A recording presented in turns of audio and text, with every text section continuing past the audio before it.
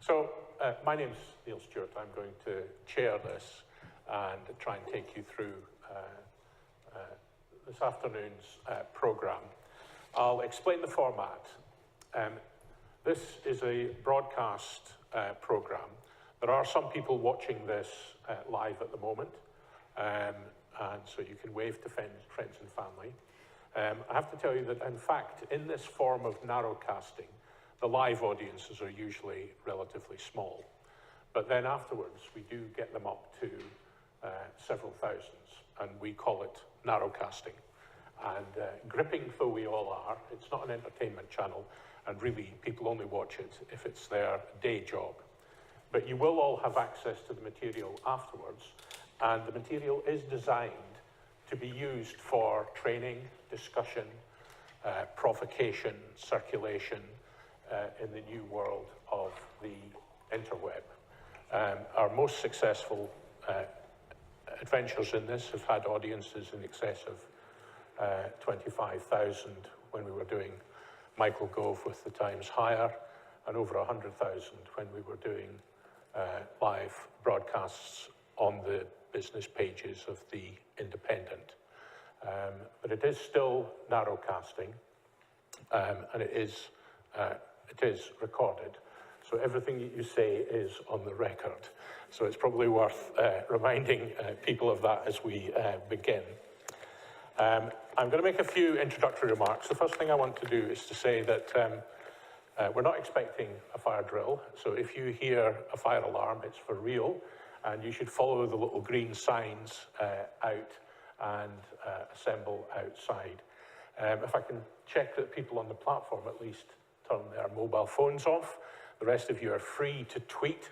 There will be other people, I suspect, drifting in as they fight their way through Oxford.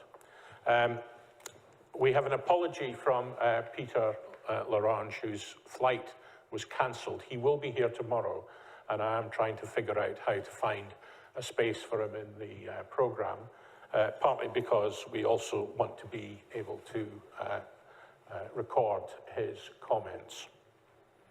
So could I start off by making a few comments about today's programme and the programme that we're going into tomorrow, looking at the future of business and education in the UK. And today, in particular, we're going to try and look at business studies, business management, and business schools. I'm extremely pleased that we have Peter Cheese from the Chartered Institute as our first speaker, because I wanted an outsider's view, if I can put it that way, even though he also sits on the board of BPP. There are very big changes coming, and I'm not sure that everyone in higher education is fully aware of them or the motivations behind them. A little bit of history. In the tradition of business schools, I'll tell some stories. About 10 years ago, we were contracted by both the CBI and the British Chambers of Commerce to run their big annual events.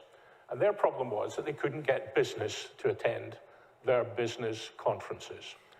And we won the business on the basis of a presentation that said, your problem is that nobody is in business. Business is a generic term that seems to cover everything, is used in academic debates. But in fact, most people in reality work in transport, IT, hospitality, travel. And if you give me any one of those topics, as they did with transport, and you give me a Prime Minister like Tony Blair, we can fill a room with 1,000 people. And that's really a story about understanding segmentation and sectors and industries. And it's always occurred to me that the universal university model, if I can put it that way, finds it difficult to have a conversation with lots of local businesses, etc. And this has been something that's been a cause of anxiety in government back into the 90s. I was originally a special advisor to Neil Kinnock. I shared an office with Charles Clarke for about 10 years. But I was involved in drafting the original training levy proposals, which never saw the light of day. But the one big supporter that we did have, of course, was Michael Heseltine, who has been a consistent fan of what he saw as the German model. Business becomes engaged, companies become engaged when they've got some skin and some money in the game. And education institutions are forced to respond. So why is this a problem? Because obviously there's an anxiety at the moment. The Association of Business Schools, 3 years ago, commissioned a major report endorsed by Heseltine and Lord Young. And it basically said, while everything was going swimmingly, and we'd had fantastic growth from 250,000 students in business schools to over 350,000, nonetheless, their missions were not discrete, not focused, and there was a discontent or a disconnect with the world of work. We did a lot of the early work with Steve Smith on employability of students, and again, much horror at these kinds of terminologies. Getting them work ready, was it even part of the mission of a university, which we'll talk more about tomorrow? Less of a debate, perhaps, in business schools and business and management. But one of the things I learned working for the Association of Business Schools is the difficulty of getting even people who work in business schools to accept the idea of business schools themselves. I remember phoning round for a major conference and having an earful from people who said that they were professors of law or professors of management, and they didn't have a business school. That was an abhorrent construct of the marketing department of their university. At the same time, the dean of one business school was complaining bitterly to me that she had to give £45 million of her money earned from her students back to the Central University Fund. And that probably narrows it down to 4 or 5. But they've been huge, you can't use terms like cash cows, but huge areas of growth, and yet there's a considerable discontent there. And now we have the training levy coming in, which I assume if it gets through today's meeting at Chequers will be definitely confirmed.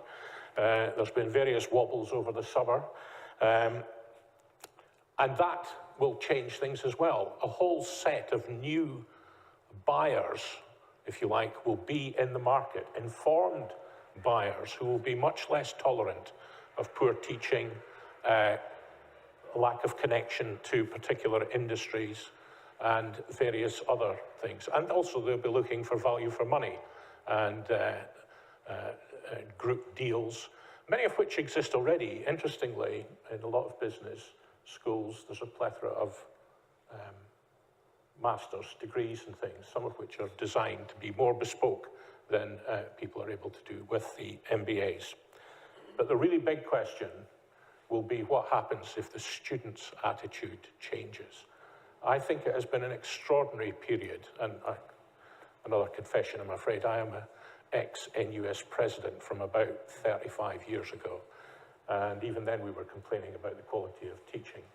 But it is extraordinary how tolerant and willing people have been to dip into funds and to run up significant debts to fund what is seen as the most important transition for key members of their family. And whether that will be sustained, we don't know, but we're coming to a period when there's likely to be a considerable challenge. So one thing I did want to say is that what this conference and these two events are about, it's not about research in the sense of big science. That's a subject that if we get into it, we will all, I think, go completely mad. There is a big success story there, a lot of which I think is a tribute to Lord Sainsbury and the work that he did, and you can see that coming around. But even there, the work of the National Council for Universities and Business about mapping what future demand is a bit more near market, and I think the work that they're doing is very important and will bear fruit. So that's the problem that we're trying to chew with. It doesn't feel like a problem. Universities and business schools feel prosperous from the inside, but from the outside, there is some high level of discontent and a worry about productivity and effectiveness and creating new businesses.